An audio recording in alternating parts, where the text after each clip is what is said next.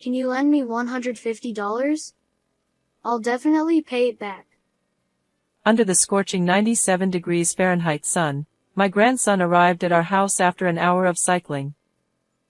His face was beet red, and he looked utterly exhausted.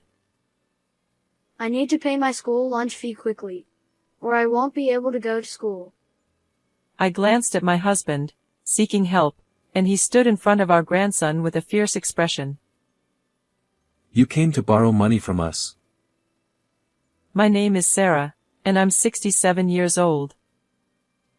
I live with my husband Kenny, and I retired from work 7 years ago. Our only son, Max, had already grown up and left home, and we were living a somewhat mundane retired life with no particular hobbies. However, 7 years ago, during my retirement, there was one daily joy, the birth of my grandson, Martin. He was incredibly adorable, the apple of my eye. Unfortunately, that happiness lasted only a year. You see, Max's ex-wife, Jessie, was having an affair. And to make matters worse, it turns out that Martin's biological father isn't Max but Jessie's affair partner, the CEO of a major company. Despite the usual tendency for mothers to have custody, Jessie's remarriage to this wealthy man put her in a more advantageous position. To add to the unfortunate timing, Max received an overseas work assignment, leaving me with no choice but to relinquish custody of Martin. And so, separated from our grandson, we lived our days feeling purposeless. But one day, something remarkable happened that jolted us awake. It was a hot July day. My husband and I reminisced about our grandson, Martin. You know, Martin will be starting elementary school this year. Can you imagine how cute he'd look in a little suit? Yeah, I know. But it's no use. Martin is already living with his new family. I understand, but we were supposed to be getting ready for summer vacation by now. So that Martin can come stay with us anytime. As I looked out the window, basking in the sun's warmth, I couldn't help but wish that my grandson could share this moment with me. Just then, the doorbell rang. My husband opened the door, and his eyes widened as he stood there, momentarily speechless. Curious, I followed his gaze and found myself equally stunned. Standing before us was Martin, our long-lost grandson. His resemblance to Max, our son, was uncanny. Despite years of separation, I recognized him instantly. Jessie claimed he was the child of her affair partner, but it seems Martin's true father is Max after all. As I gazed at Martin's face, my grandson opened his small mouth. Grandma, can you lend me $150? I promise I'll pay it back. What do you need it for? And by the way, aren't you Martin? Why are you here? I can't go to school unless I pay for lunch. Please help me, Grandma. Taken aback by the sudden request, I learned that my grandson had ridden his bicycle for an hour in scorching 97 degrees Fahrenheit heat to get here. His face was flushed, and he looked utterly exhausted. We brought Martin inside the house and let him rest before hearing his story. In summary, he had enrolled in a private elementary school 3 months ago. He enjoyed going to school every day, surrounded by new friends. However, one day, Jessie, his mother and my ex-daughter-in-law, received a call from the school. It turned out that she hadn't paid for Martin's school lunches since enrolling. Jessie hung up the phone and glared at Martin with fury. I don't have money because your school lunch fees are too high. You don't need to go to school starting tomorrow. Since then, Martin believed that he could attend school if he paid for his lunches. I listened to that story with suspicion. It's hard to believe that Jessie, who remarried the CEO of a major corporation, can't afford school lunch fees. Moreover, legally, Max is Martin's father, so Jesse has been paid child support since our divorce. What's going on? Could it be that Jesse is misusing the money? My heart ached for my grandson, who was deprived of his rightful opportunity to learn and was feeling miserable. But there was another question nagging at me. Martin and I hadn't seen each other since he turned 1 year old. So, there was no way he remembered us. Why do you know me as Grandma? And how did you find this house? Mom told me when she was drunk. She said my current dad isn't my biological father. The real dad abandoned me. I covered my mouth with both hands and closed my eyes. It took effort, but I managed to say, "That's not true. Your dad cares deeply about you." My grandson nodded. Yeah, I know. I found a letter from my real dad in Mom's desk drawer. Can you read letters written by adults? Yes. I can search for difficult words on my smartphone. According to the grandson, the letter included Max's wish to take Martin in and his home address. It seemed that this was in anticipation of Max's overseas assignment ending in a few months. Martin seemed to have been quite hesitant about visiting us. When he thought he might be a bother, tears welled up. Such consideration doesn't quite suit our recently turned 7-year-old Martin. How did he become a child so concerned about others' opinions? It was a dream come true to reunite with our grandson, but I couldn't hold back the sadness when I saw Martin. As I reached for a tissue to wipe away the tears on Martin's cheek, my husband Kenny, who had been quietly listening, approached Martin with an intense expression. Did you come here to borrow money from us? I'm sorry. Maybe I shouldn't have come here after all? Martin's face crumpled and large tears dropped to the floor. Seeing this, I tried to come between my husband and my grandson, but my husband was quicker than that to approach Martin and hug him. If you knew, you should have turned to us sooner. We never forgot you, not even for a moment. He must have been frustrated that his grandson was having a hard time. My husband's voice trembled with tears. Then, when Martin had calmed down a bit, I told him again that it was okay for him to stay and asked him about his life so far. Although my ex-daughter-in-law, Jessie, has not hurt Martin, she is definitely a lousy mother. She took advantage of the fact that her remarried partner Jack was busy, and not only did she not cook Martin's meals, but even when she was home, she spent most of her time on social networking sites and playing video games on her phone. She also spent a lot of time playing with other men, even inviting them to her house and inviting them into her bedroom on the worst occasions. It was during a party at home with this man that he told Martin that Jack was not his real father. And not only was she cheating on him in front of her own children, but what was most unforgivable was what she said to Martin when he found out about it. "You were a tool to make me the wife of the president of the company, so you don't have to study." Can we really call her a mother now? We immediately took action because of the way my ex-daughter-in-law treated my grandson. You're not going to leave it like this, are you? Of course not. I'm going to get back custody. Call Max right now. In the first place, we gave custody to Jessie partly because Max was going to work overseas, but most of all because we thought she was necessary to raise Martin. However, since she was not taking care of the child properly, we could not leave Martin with her any longer. When I explained this to Max, he said, "I can't leave right away, but I have an idea," and hung up the phone. The next contact I made was with my ex-daughter-in-law, Jessie, who said, "I'm going to leave Martin with you for a while." I'm going to keep Martin for a while. Oh, okay. Then, please take care of him for me. I was surprised at how quickly she answered. She seemed to be neither surprised nor opposed to our son Martin staying with us, as if her current husband was on a long business trip and it was just convenient for her. Or maybe she really wasn't interested in Martin.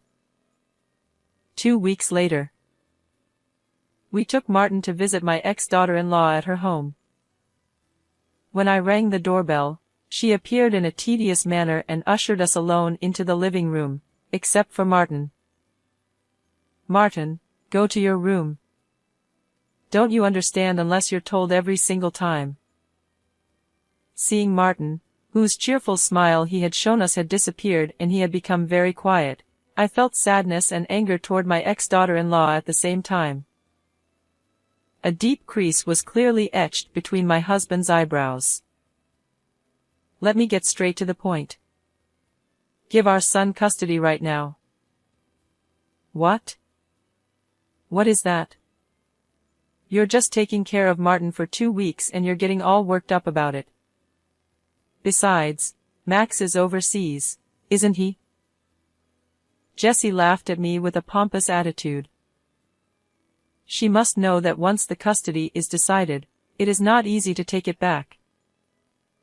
Max will be back home soon after his overseas assignment, so there's no problem. Oh, really? I'm the one who can afford it financially, and I'm the one who can make Martin happy, so the answer is obvious, right? Right. That's why I'm asking you to give us custody. What? Are you even listening to me? That's what you are, old granny. I told Jessie, who was spitting back at me, why Martin had come to my house 2 weeks ago. How is it that you are so wealthy and don't pay for school lunches? She didn't think we knew about it, and she mumbled, Martin, and then gritted her teeth. And you're still his mother, forbidding him to go to school. He's even talking about that. Oh. That's so annoying. I told him that Max and we will raise him together. Why are you so obsessed with Martin that you have to treat him so badly? I could hear my own voice trembling with anger. But Jessie gave a thin smile and said the impossible words. Of course it's obvious. He's Jack's child. That's why Jack married me. You know what I mean. I needed him to be Mrs. President. This is the story I later heard. Jessie falsely claimed that Martin was Jack's child and forced him to marry her. Jack himself had wanted a successor as president of the company, and he believed it and agreed to marry her. I knew how my ex-daughter-in-law felt about Martin, but I couldn't help but feel sorry for Martin when she put it into words. The only saving grace was that Martin was in his room and was not listening to Jessie. You really do think of Martin as a tool, don't you? So what? Still, I'm his mother, so it doesn't change the fact that I have the advantage. You old people with your pensions and your spare time should stay out of it.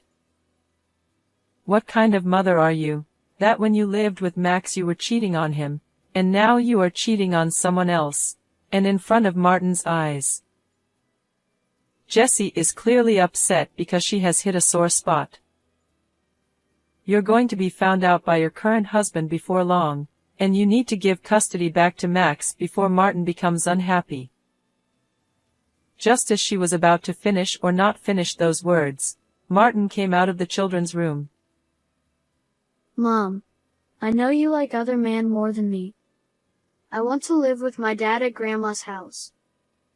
I had heard Martin's feelings before, but I had never expected my young grandson to say it himself. Jessie's eyes widened in surprise. What are you talking about, forgetting that I gave birth to you? What are you going to do if I get a divorce? If you don't tell them, they won't know, so shut up. As I was getting too much out of line, the front door opened and a certain someone walked in. It was Jesse's second marriage. It was Jack, Jesse's current husband. I guess I wasn't Martin's father. Hey, what are you talking about?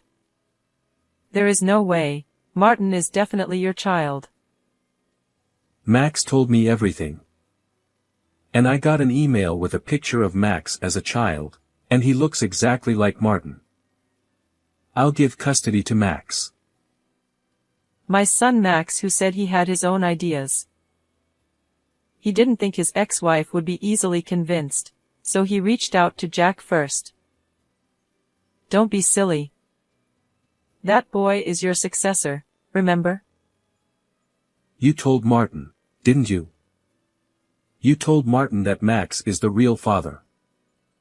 If you still insist on saying it's my child, you want a DNA test. Jessie was silent for a moment, but then her eyes suddenly lit up. Well, we can give Martin back to Max and we can have another baby. Then let's just get rid of these people and Martin. You really think I'm an idiot, don't you? I told you Max told me everything. And that you were having an affair. You're being deceived. There is no proof of that anywhere.